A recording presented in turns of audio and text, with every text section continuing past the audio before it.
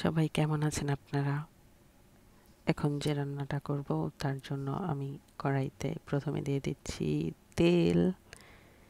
তেল গরম হয়ে গেলে এই তেলের মধ্যে জিরে এবং তেজপাতা দিয়ে দিচ্ছি, তারপরে দিয়ে দিচ্ছি পেঁয়াজ কুচি।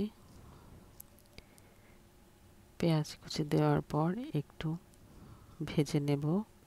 তারপরে এর মধ্যে দিয়ে দেব আদা রসুনের পেস্ট। এটা ফ্রিজে রাখার কারণে একটু জমে গেছে, তবু আমি দিয়েছি। এরপরে মরিচ দিয়ে দিয়েছি,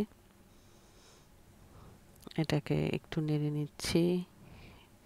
এখন হলুদ দিয়ে তারপরে মাংসগুলো দিয়ে দিচ্ছি। মাংস হচ্ছে এখানে মুরগির গলা এবং গিলা কলিজা যেটাকে বলে সেটা কষিয়ে নিচ্ছি। এর মধ্যে আলু দিয়ে দিচ্ছি।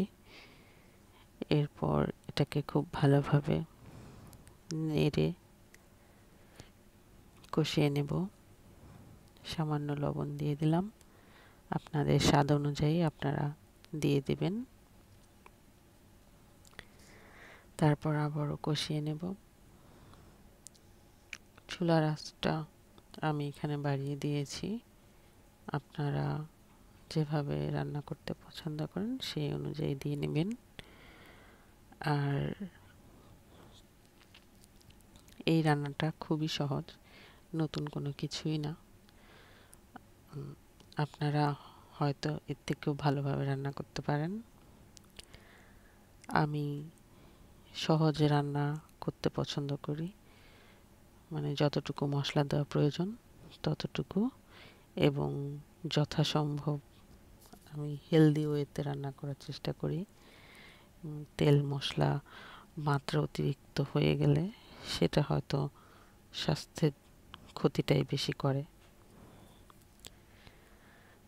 তো ভালো করে কষানো হয়ে গেলে আমি চুলোর আঁচটা একটু কমিয়ে দেব।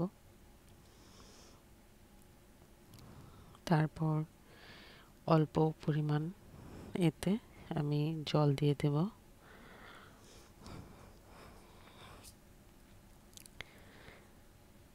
যাতে ভালো করে সিদ্ধ হয়ে যায়।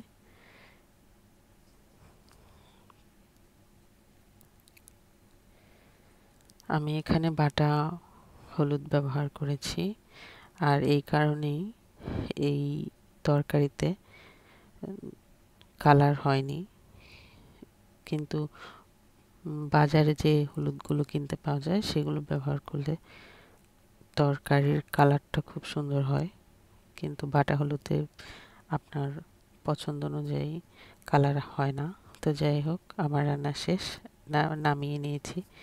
এখন দেখতেই পাচ্ছেন কেমন দেখাচ্ছে। তো এখন খাওয়ার পালা। সবাই ভালো থাকবেন, আর ভিডিওটা দেখার জন্য ধন্যবাদ।